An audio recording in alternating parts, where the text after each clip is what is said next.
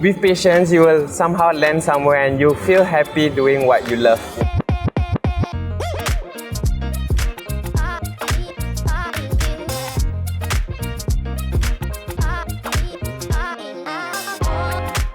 Hi, I'm Phiz. I'm the creative director of Circus of Altrades. Hi, I'm Jia Sheng. I do mainly most of the administrative work for Acrobatics. Personally, I was a gymnast growing up, and then I moved on to dance, exploring hip-hop dance, classical dances like ballet as well.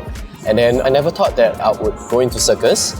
But I think when back in 2019, I was presented with this opportunity to try circus. And then I realized that actually with my tumbling gymnastics background, I can kind of just mix it with my art as well.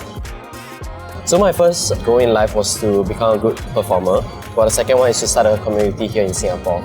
And because of COVID, we were kind of forced to stay in this environment. And then we just decided let's just try to create something here. And we wanted to import acrobatic circus to Singapore. So here we are. I was already working as a performer for Universal Studios Singapore. I was a stilt-walker and dancer. And at the same time also I was playing the poi. It's called poi spinning. Fast forward, after working in Universal Studios, COVID strikes and there weren't any jobs. So I saw a post that he posted about finding a talent. And then that's where I'm like, this is interesting, a circus. Since I already have the talent, why not join a circus crew? That'll be a first time.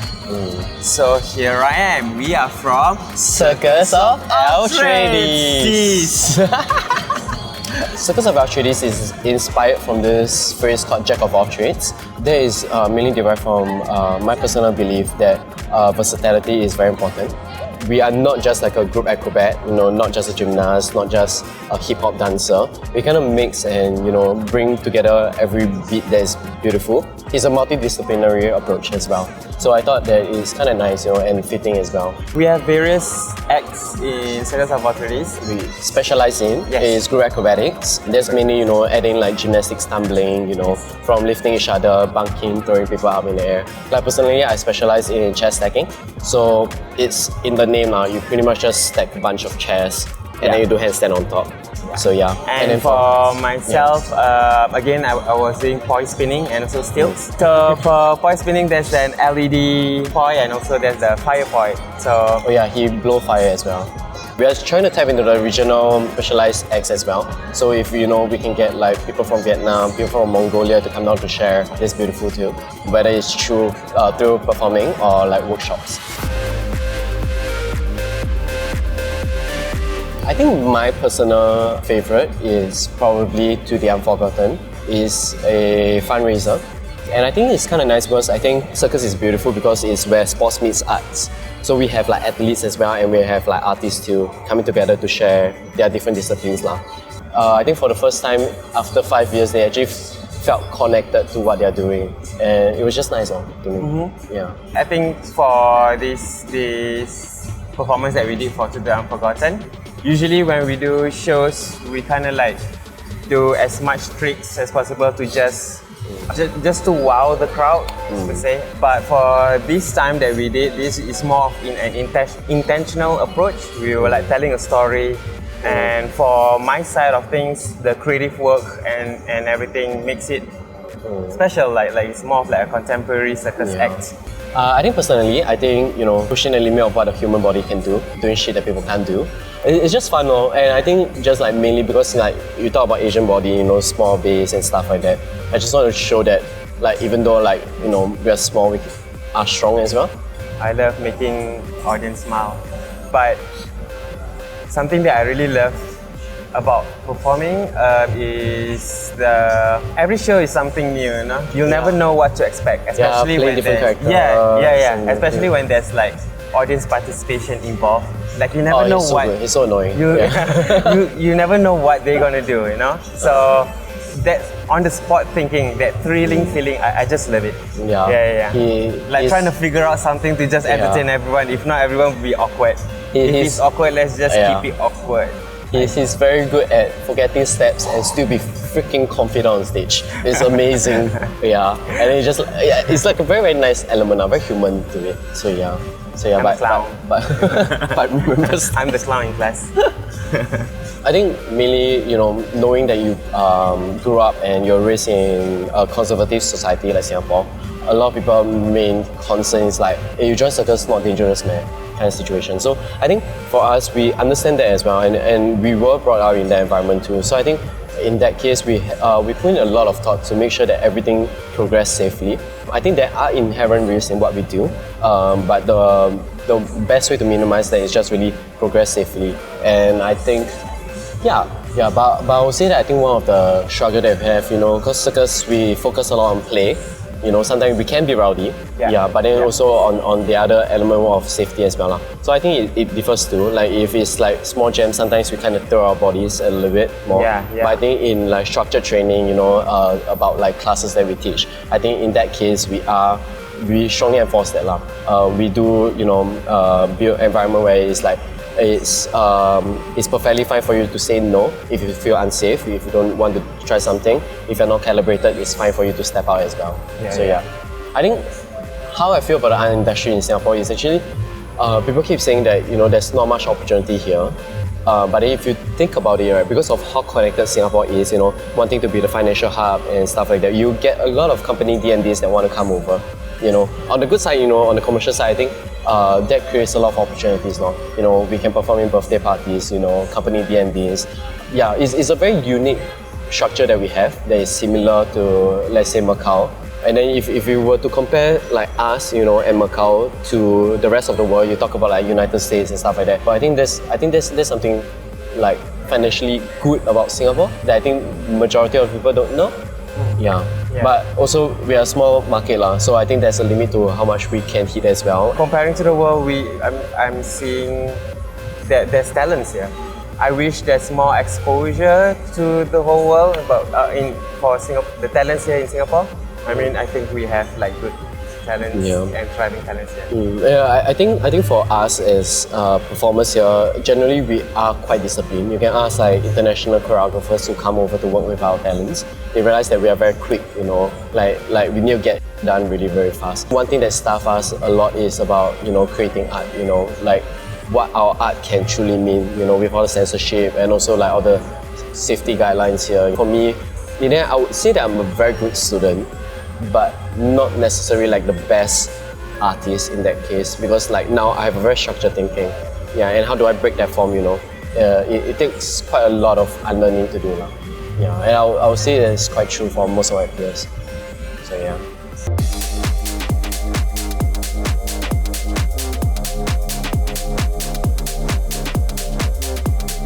most of the obstacles come from, not having that supply of artists here, circus artists here.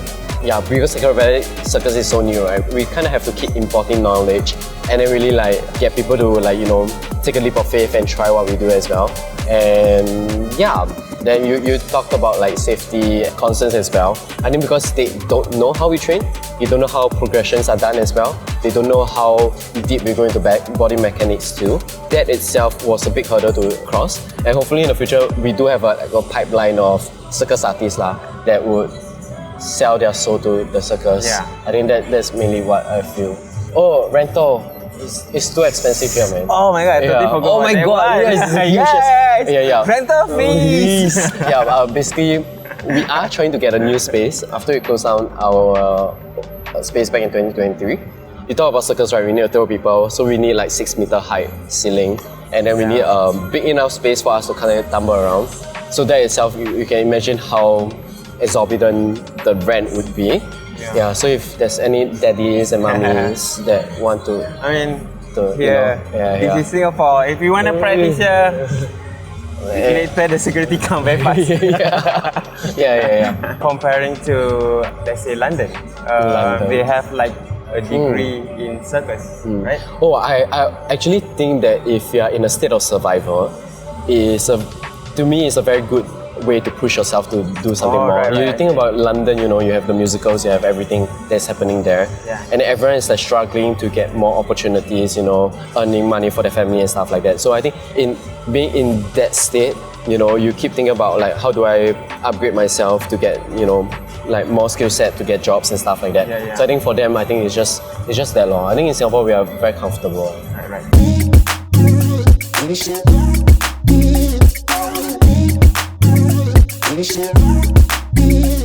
I would love to create full circus production, full local circus production for Circus of Altrades, and then who knows, the world recognize it, and probably we can tour around for local representing Singapore as a production. Yeah, I think we were very inspired when we went to Vietnam to watch two performances. AO and Teda.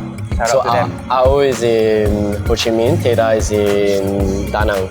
Yeah, and I think because they infuse so much local inspiration into their work, you can kind of learn about their culture and heritage through their performance, and to us that is just something so beautiful.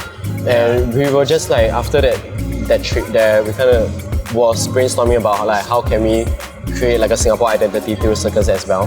Yeah, being multicultural, multi-ethnicity. I mean, at the top of my head right now to hear someone say like, are you watching Circus of Altrades? Oh my god, I can't wait to watch.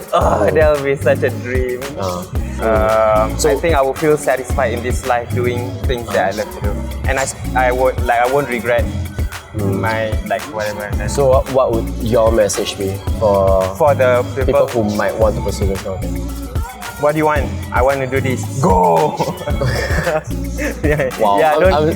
Don't let anything distract you. If you know that this is where you want to go, just go. Just go. I feel like of course there will be challenges, but ultimately it's really you yourself that you will know like when to. Okay, maybe I should stop. Maybe I should try again. It's really entirely up to you. Yeah. Anyway, why we work so closely together is because we have very different approaches based on like our past as well. I did start with a lot of passion to chase, performing. But after a while, I realized that I wanted to do it sustainably. So whenever I approach something, even in the career in the performing arts, you need to think about everything surrounding it as well. That's something that my dad taught me lah.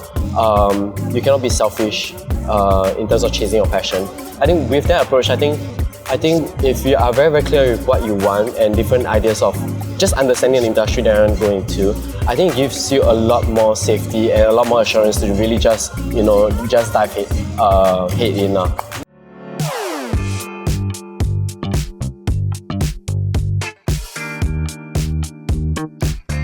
Fortunately, our path kind of crossed lah. Like when he was at his lowest, I was there as well, and then we were just training together and stuff like that. And it was really great. And when I was going through my breakup myself, he was there to always bring me out to eat, going for rides and stuff like that. And I'm very appreciative lah.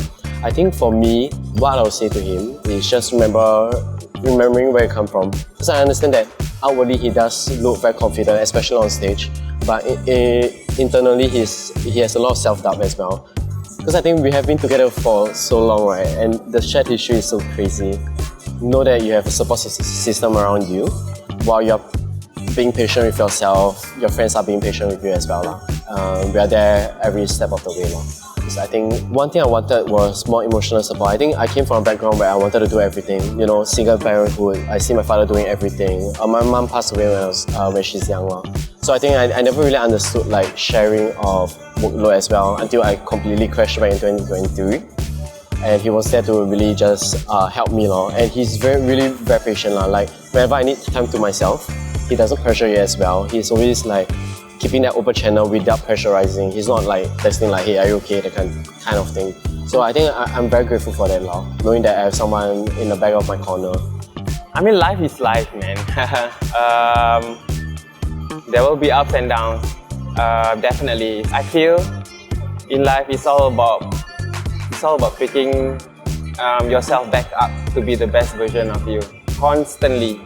Yeah. So if he has a bad day, that's the place that I will start with, and then we can rectify the problem from there on. Sometimes when I see life, I'm just floating in the air. It can be a good thing, yet at the same time it can be a worrying thing too.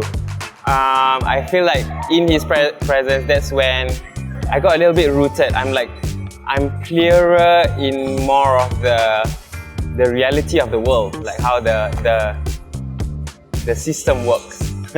All these rules and stuff. That's why I need his help. So I feel very blessed that I met him and know him.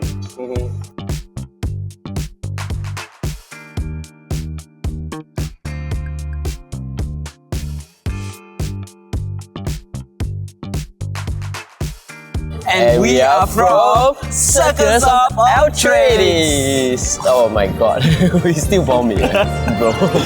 L or O?